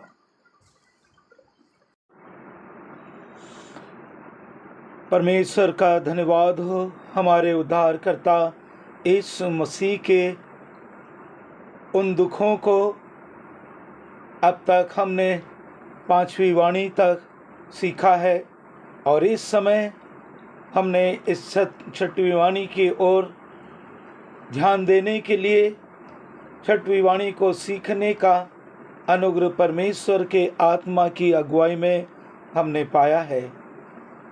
पहली 3 वाणी 9 बजे से 12 बजे के बीच में प्रभु ने हर एक पापियों के लिए, पर्सनल रिलेशनशिप के लिए, अपने दोस्तों के लिए, पड़ोसियों के लिए पहली 3 वाणी को उसने हमारे जीवन के लिए दिया। दूसरी वाणी अर्थात अगली 3 वाणी के बाद में 4थी वाणी पिता परमेश्वर से कहा, अपने और बाकी के 3 वचन देह, प्राण, आत्मा के विषय में कहा। परमेश्वर का वचन आज की प्रातःकाल, आज के इस पवित्र दिन में हमारे जीवन के लिए जो दिया है, जितना संघर्ष इन दिनों में हमें करने का अनुग्रह मिला है, परमेश्वर अपने क्रूस के उस संघर्ष को जो उसके पुत्र के जीवन में करने के लिए पुत्र को तैयार किया, उस संघर्ष में होकर के जाने के लिए उसके पुत्र को परमेश्वर ने अपने आत्मा के द्वारा तैयार किया और एक एक उन बातों को जो हमारे जीवन से व्यक्तिगत रीति से हम परमेश्वर के साथ में जुड़े, परमेश्वर के साथ में बने रहें, उन सारी बातों के ऊपर परमेश्वर ने अपने आत्मा के द्वारा प्रभु यीशु मसीह के क्रूस के दर्द को हमारे जीवन में एहसास करने का मौका दिया। अजी साथियों, 6वीं वाणी परमेश्वर का वचन कहता है, यूहन्ना 19वां अध्याय और उसकी 30वीं आयत, जब यीशु ने वह सिरका लिया तो कहा पूरा हुआ। जब यीशु ने वह सिरका लिया तो कहा पूरा हुआ। प्रार्थना करें। सामर्थी प्रेमी पिता परमेश्वर, प्रभु मेरे उद्धार करता यीशु मसीह, तेरे इस अद्भुत प्रेम को जो तूने क्रूस पर बलिदान होने के द्वारा आज के दिन में तेरे क्रूस के अद्भुत प्रेम के भेद को हम अपने जीवन में अनुभव कर सकें। तूने प्रभु आज के इस बड़े महान दिन में तेरे क्रूस के पास आकर क्रूस के प्रेम से भर जाएं, ऐसा करने का हमें एक मौका तूने दिया है। ये जीवन प्रभु तेरा है। हम अपने सोच विचारों और ज्ञान बुद्धि के द्वारा नहीं, न तो बल से न शक्ति से, परंतु तेरे वचन को तेरे आत्मा के द्वारा तू हमें सिखा। तेरा वचन यूहन्ना के 19 अध्याय की 30वीं आयत कहती है, पूरा हुआ। प्रभु इस भेद को तू हमें बता। ये भेद क्या है, हमें सिखा। स्वयं की ज्ञान बुद्धि समझ का इस्तेमाल ना करते हुए तेरी पवित्र ज्ञान बुद्धि समझ से प्रार्थना विनती को उद्धार करता यीशु मसीह के नाम से मांगता हूं मैं, आमीन। जैसे जैसे हम क्रूस के इस मर्म को जानने के लिए आगे बढ़ रहे हैं, प्रभु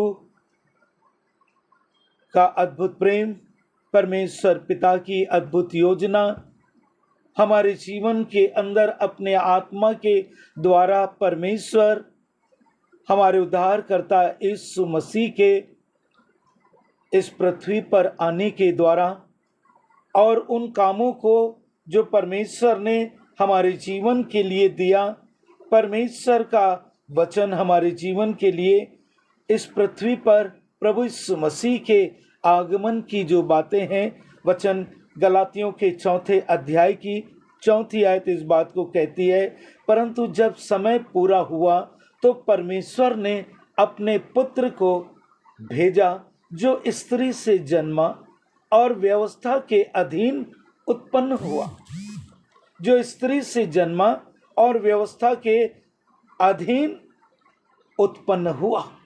परमेश्वर का वचन हमारे जीवन के लिए परमेश्वर पुत्र के द्वारा मरकुस के पहले अध्याय की 15वीं आयत में कहता है, और कहा समय पूरा हुआ और परमेश्वर का राज्य निकट आया है, मन फिराओ और सुसमाचार पर विश्वास करो। परमेश्वर का वचन कहता है समय पूरा हुआ, अवसर पूरा हुआ, दिन पूरा हुआ, वर्ष पूरे हुए, इस बात को नहीं बोल रहा है। समय पूरा हुआ, वो समय आपके मेरे जीवन के अंदर परमेश्वर ने अपने पुत्र के द्वारा इस पृथ्वी पर उसके सारी सेवकाई के लिए, परमेश्वर पुत्र के लिए जो समय निर्धारित किया था, परमेश्वर उस समय के बारे में बात करता है। परमेश्वर का वचन पर इस बात को बताता है, ये बात सच है कि हमारे प्रभु का दुख उठाना पूरा हुआ। पुराने नियम की संबंधित उससे जो भविष्यवाणी पूरी हुई, पाप क्षमा के लिए जो बलिदान याजक बार बार चाहते थे, वो एक ही बार में यीशु के खुद को बलिदान के द्वारा पूरा हुआ। पूरा हुआ शब्द हमारे जीवन के अंदर सांसारिक कामों के लिए पूरा हुआ शब्द हम इस्तेमाल नहीं कर सकते, क्योंकि सांसारिक काम की कोई सीमा नहीं है।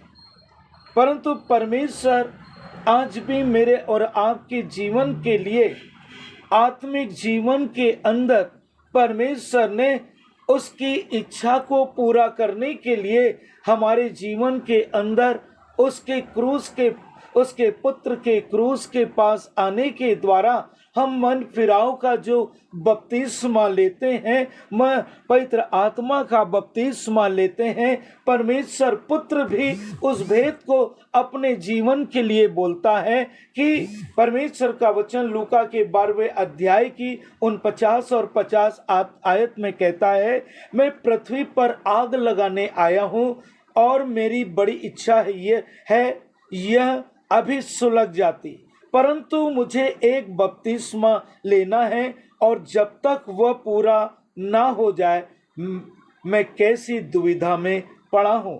एक बपतिस्मा लेना है और जब तक वह पूरा ना हो जाए, अर्थात क्रूस के बलिदान का वो बपतिस्मा परमेश्वर पुत्र अपने समय काल के समय में अपने द्वारा हमारे बीच में इस बात को, परमेश्वर की योजना के भेद को हमारे सामने पूरा खोलते हैं और कहते हैं कि जब तक वह पूरा ना हो जाए। और आज की इस छठवीं वाणी के अंदर, इस बड़े महान दिन के अंदर, इस छठवीं वाणी में परमेश्वर का वचन कहता है पूरा हुआ। क्या पूरा हुआ? परमेश्वर का वचन जब हम देखते हैं यूहन्ना के 17वें अध्याय की 4थी आयत को पढ़ते हैं, परमेश्वर का वचन कहता है, जो कार्य तूने मुझे करने को दिया था उसे पूरा करके मैंने पृथ्वी पर तेरी महिमा की है। परमेश्वर का वचन इस बात को नहीं कहता है मैंने संसार में महिमा को प्रकट किया, परंतु परमेश्वर का वचन कहता है पृथ्वी पर मैंने तेरी महिमा की है। और यूहन्ना के 4थे अध्याय की 34वीं आयत कहती है, यीशु ने उनसे कहा, मेरा भोजन यह है कि अपने भेजने वाले की इच्छा के अनुसार चलूं और उसका काम पूरा करूं। आज मेरे और आपके जीवन के लिए परमेश्वर पुत्र ने हमारे जीवन को परमेश्वर की ओर देखने और उसकी इच्छा को जानने और उसकी इच्छा के अनुसार चलने की बात को हमें सिखा रहा है। छठवीं वाणी आप सभी के लिए एक बड़ी आशीष को लेकर के आया। प्रार्थना करें। सामर्थी प्रेमी पिता परमेश्वर, धन्यवाद देते हैं प्रभु, मेरे उद्धारकर्ता यीशु मसीह, छठवीं वाणी में तूने क्रूस पर इस बात को कहा पूरा हुआ, और प्रभु तूने पिता की मर्जी को पूरा करके इस पृथ्वी पर हमारे जीवन के लिए प्रभु जी इस बात को सिखाया है कि हमारे जीवन से भी तेरी मर्जी पूरी हो, इसमें मेरी नहीं परंतु तेरी इच्छा पूरी हो। प्रभु इस वचन के द्वारा तूने आशीषित किया, तेरा धन्यवाद करते हैं यीशु मसीह के पवित्र मीठे नाम में, आमीन। धन्यवाद।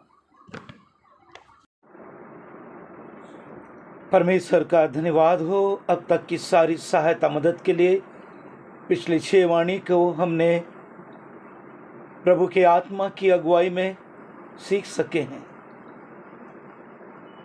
अंतिम वाणी 7वीं वाणी परमेश्वर पुत्र के द्वारा क्रूस के ऊपर उसने जय पाने के एक बल को मेरे और आपके जीवन के लिए एक बड़ी अद्भुत योजना के साथ में परमेश्वर ने उसे क्रूस के लिए तैयार किया। हमारे उद्धारकर्ता यीशु मसीह का धन्यवाद हो, जो इस 7वीं वाणी के ऊपर हमारे जीवन को परमेश्वर का आत्मा सीखने के लिए अगुवाई कर रहा है। प्रार्थना करें। सामर्थी प्रेमी पिता परमेश्वर, प्रभु मेरे उद्धारकर्ता यीशु मसीह, धन्यवाद देता हूँ मैं पवित्र सुंदर महान दिन के लिए जिसमें तेरे क्रूस के बलिदान को हमें स्मरण करने का मौका दिया। और ये 7वीं वाणी लूका के 23 अध्याय की 46वीं आयत में जो तेरा वचन कहता है, हे पिता मैं अपनी आत्मा तेरे हाथों में सौंपता हूँ, और यह कहकर प्राण छोड़ दिए। इस 7वीं वाणी के भेद को हम अज्ञानी लोगों पर अपने आत्मा के द्वारा सिखा। प्रभु तेरी पवित्र ज्ञान बुद्धि से परिपूर्ण कर, हमारे अज्ञानता को तेरे ज्ञान बुद्धि के द्वारा दूर कर, और हमारी आंखों को खोल, हमारे ज्ञान बुद्धि के चक्षुओं को खोल। मैं नहीं तो मुझ में से सिखा, यीशु मसीह के नाम से मांगता हूँ, आमीन। परमेश्वर का वचन प्रभु यीशु मसीह के क्रूस के 7वें वचन में लूका के इस 23 अध्याय की 46वीं आयत कहती है, हे पिता, मैं अपनी आत्मा तेरे हाथों में सौंपता हूँ। यह कहकर वह प्राण छोड़ दिए। यह कहकर वह प्राण छोड़ दिए। परमेश्वर का वचन हमारे जीवन को स्पष्ट रीति से बताता है। आत्मा अलग है, प्राण अलग है। आत्मा को परमेश्वर के हाथों में परमेश्वर पुत्र ने सौंप दिया। वो आत्मा जो परमेश्वर के द्वारा प्रभु यीशु मसीह की अगुवाई के लिए उसको सामर्थ्य से भरने के लिए उसके जीवन के प्रभु यीशु मसीह को वो आत्मा एक नया बल दे करके परमेश्वर पिता की मर्जी को पूरा करने में सहायक बन करके उसकी सहायता कर रहा था और उसे उस जंगल में ले जाकर सीखने के लिए एक नया बल उसके जीवन में दिया और इस बोझ को लेकर के परमेश्वर पुत्र परमेश्वर की अगुवाई आत्मा की अगुवाई में जंगल में गया। और ये बोझ गलातियों के 6वें अध्याय की 5वीं आयत कहते हैं, हर एक व्यक्ति अपना बोझ उठाएगा। परमेश्वर पुत्र ने परमेश्वर के द्वारा दिए हुए उस आत्मा के बोझ को लेकर के हमारे बीच में आया। आत्मा का वो बोझ परमेश्वर के द्वारा उसके जीवन के लिए परमेश्वर ने सिखाने की जो योजना बनाई और उसको सिखाया उसके क्रूस पर बलिदान होने के द्वारा हमारे जीवन को भी सीखने का अनुग्रह दिया। और ये भेद मेरे और आपके जीवन के लिए उसके क्रूस पर प्राण छोड़ देने के लिए अंतिम उस घड़ी में प्रवेश करने के लिए परमेश्वर का पुत्र हमारे जीवन को बताता है कि उसने आत्मा को परमेश्वर के हाथों में सौंपा और ये कहकर प्राण छोड़ दिया। प्राण क्या होता है?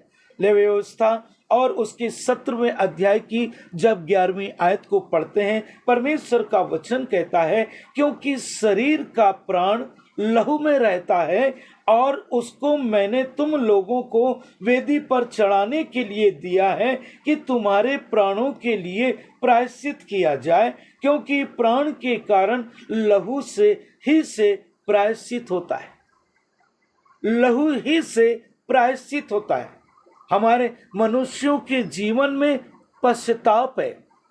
प्रायश्चित परमेश्वर पुत्र ने क्रूस पर लहू बहाने के द्वारा इस पृथ्वी के एक एक लोगों के लिए किया और वो प्रायश्चित प्रभु यीशु मसीह के अलावा किसी और ने नहीं किया। पश्चाताप मनुष्यों के द्वारा होता है। परमेश्वर पुत्र परमेश्वर की अगुवाई में परमेश्वर की योजना के द्वारा पृथ्वी पर पवित्र देह में हो करके उसने इस काम को किया है। परमेश्वर का वचन इस बात को कहता है। भजन संहिता के 31 अध्याय की 5वीं कहती है, मैं अपनी आत्मा तेरे हाथों में सौंपता हूँ। ये भविष्यवाणी का भेद है। और दूसरा शमूएल 23वें अध्याय की 2री आयत कहती है, यहोवा का आत्मा मुझ में होकर बोला और उसी का वचन मेरे मुंह में आया। उसी का वचन मेरे मुंह में आया। परमेश्वर का वचन प्राण छोड़ देने के द्वारा वह क्या प्रक्रिया हुई आपको जानना होगा।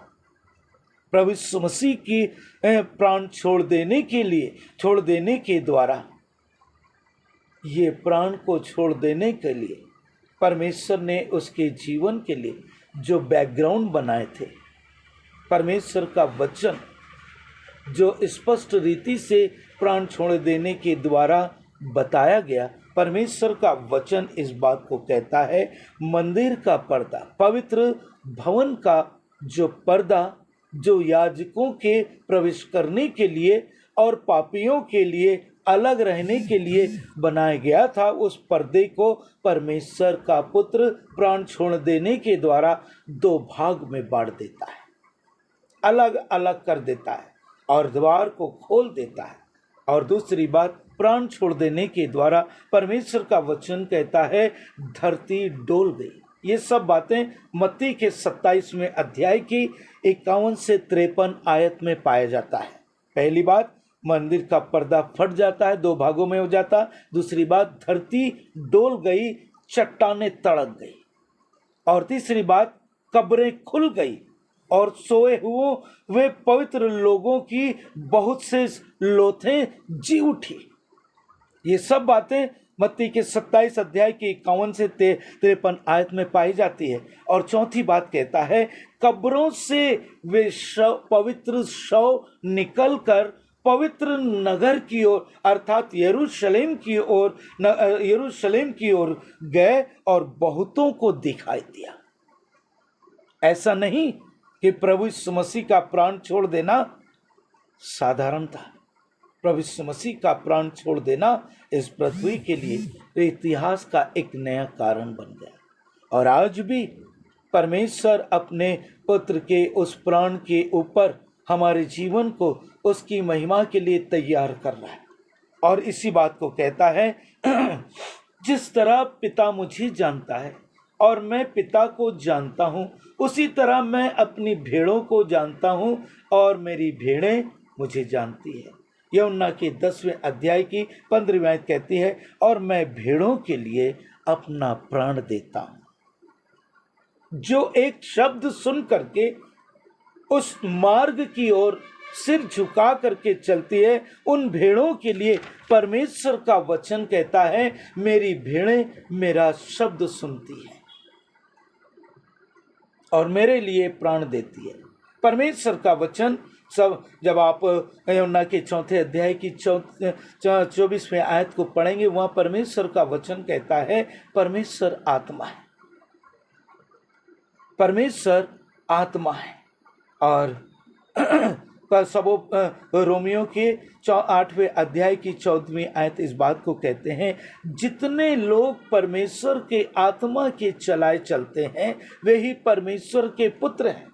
और परमेश्वर पुत्र ने आत्मा को परमेश्वर के हाथों में सौंपा और प्राण को छोड़ दिए, अर्थात लहू को पृथ्वी के एक एक पापियों के जीवन के लिए उंडेल दिया, ताकि उस लहू के द्वारा मेरा और आपका पाप धोया जाए और प्रभु यीशु मसीह में हमारा जीवन पवित्र हो करके परमेश्वर के राज्य में, उसके भवन में, उस स्वर्गीय स्थान में, स्वर्ग लोक में हम प्रवेश करें, स्वर्ग में प्रवेश करें। परमेश्वर का वचन सब उपदेशक के 12वें अध्याय की 7वीं आयत कहती है, और आत्मा अपने देने वाले परमेश्वर के पास लौट जाएगा। आत्मा आत्मा देने वाले परमेश्वर के पास लौट जाएगा। और परमेश्वर पुत्र ने आत्मा को परमेश्वर के हाथों में सौंप दिया। और सब उपदेशक 12वें अध्याय की 5वीं आयत कहती है, मनुष्य तो अपने अनंत निवास में चला जाता और शोक करने वाले सड़कों में फिरते हैं।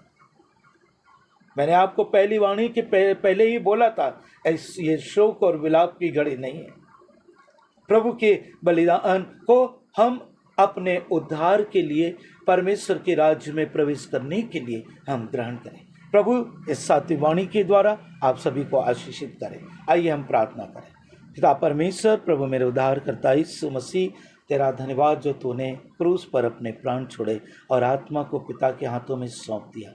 ऐसा करने के लिए प्रभु तेरे आत्मा के द्वारा हमें भी तैयार कर। प्रार्थना को उद्धारकर्ता यीशु मसीह के नाम से मांगता हूँ मैं, आमीन। प्रभु आपके साथ। धन्यवाद। 7वीं वाणी के द्वारा आप सभी को प्रभु इन 7 वाणी से बातचीत किया। आप सभी को आशीषित करें। आइए हम इस समय आज के आराधना में जो भेंट है उसे हम संग्रहित करेंगे और हम सभी गीत नंबर 500 इस समय हम गा लेंगे और उसके बाद गीत के बाद हम अंतिम प्रार्थना और आशीष से हम विदा होंगे।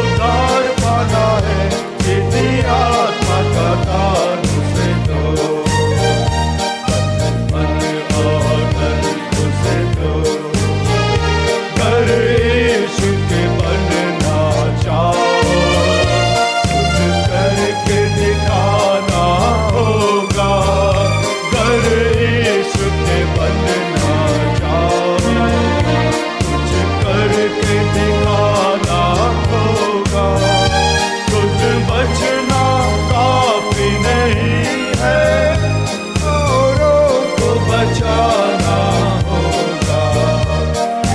पहली जगह उसे दो, अपने यीशु को सब कुछ दो, क्योंकि उसके द्वारा उद्धार पाना है।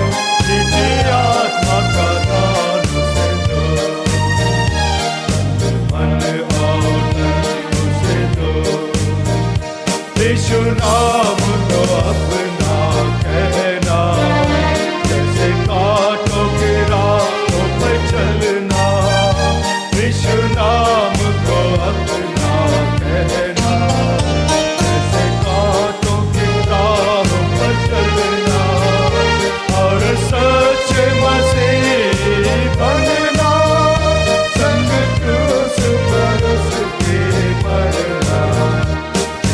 कहने की शैली दो, अपने यीशु को सब कुछ दो, क्योंकि उसके द्वारा उद्धार पाना है। निजी आत्मा का दान उसे दो, मन और तन उसे दो। तुम यीशु की सेवा करोगे, अपने आशीष तुझको देगा। तुम यीशु की सेवा करोगे, अपने आशीष तुझको देगा। और पाप की सेवा करोगे, हरगिज़ नहीं माफ करेगा। प्रभु से अपने यीशु को सब कुछ दो, क्योंकि उसके द्वारा उद्धार पाना है। निजी आत्मा का दान उसे दो, मन और आइए हम प्रार्थना करेंगे और उसके बाद हम आशीष से विदा होंगे। आज के संदेश के लिए मैं रेवरेंड विपिन मसीह जी को हृदय से मैं धन्यवाद देता हूं। मैं आशा करता हूं कि भविष्य में भी उनका सहयोग हमें इसी तरह से प्राप्त होता रहेगा। आइए हम प्रार्थना करें। सारी आशीषों के देने वाले हमारे जीते और सच्चे पिता परमेश्वर, एक बार फिर से आपके चरणों में आते हैं स्वामी, और आपका हृदय से धन्यवाद देते हैं प्रभु कि आज के इस शुभ शुक्रवार के आराधना में हम सभी शामिल हो सके। हम धन्यवाद देते हैं प्रभु कि आपने क्रूस पर से 7 उन महान बातों को, जो वाणियां थी प्रभु, उसको आपने उच्चारित किया। और प्रभु हम सब ने उन वाणियों के बारे अभी मनन किया है, उसे सुन लिया है। प्रभु आपसे विनती करते हैं कि हमारे जीवन में भी प्रभु आपके ही समान लोगों के प्रति प्रेम रहे, लोगों के प्रति प्यार रहे, लोगों के प्रति क्षमा रहे। प्रभु जी, सारी बातों में आपने हमारी अगुवाई किया, आपका बहुत ही बहुत हम धन्यवाद देते हैं। परमेश्वर पिता, आपके लोगों ने जो भी भेंट आज आपको प्रदान किया है प्रभु, आप उसे स्वीकार कीजिएगा, आप उसे ग्रहण कीजिएगा। होने दे परमेश्वर पिता कि जो भेंट उन्होंने दिया है प्रभु, वो कई गुना आशीष के रूप में उनके परिवारों को प्राप्त हो। प्यारे परमेश्वर पिता, जो भी भेंट उन्होंने स्वेच्छा से हर्षित होकर आपको अर्पित किया है प्रभु, आपने उसे देखा है। सारी भेंटों को प्रभु स्वीकार कीजिएगा, और परमेश्वर पिता हम में से प्रत्येक को उनकी कई गुना आशीषों को दीजिएगा। परमेश्वर पिता, इस कलीसिया के तमाम भाई और बहनों पर, हमारे प्रिय बुजुर्गों पर आपका आशीष, आपका अनुग्रह बना रहे। कलीसिया के सभी परमेश्वर पिता आदरणीय अभिषेक गणों के साथ हो प्रभु, कलीसिया के पंचायत के सदस्यों को साथ हो गुरु, सभी को परमेश्वर पिता आपके बलवंत हाथों में हम सौंप देते हैं। आप हमारे स्वामी हैं प्रभु, आप हमारे गुरु हैं। हम आप पर विश्वास करते हैं, आप हमारे उद्धार करता है प्रभु जी। सारी बातों में हम आपको महिमा आदर देते हैं प्रभु, और बहुत ही धन्यवाद और आदर के साथ प्रार्थना को यीशु मसीह के नाम से मांगते हैं प्रभु। सुनिए और ग्रहण कीजिए, आमीन। आइए हम आशीष ग्रहण करें।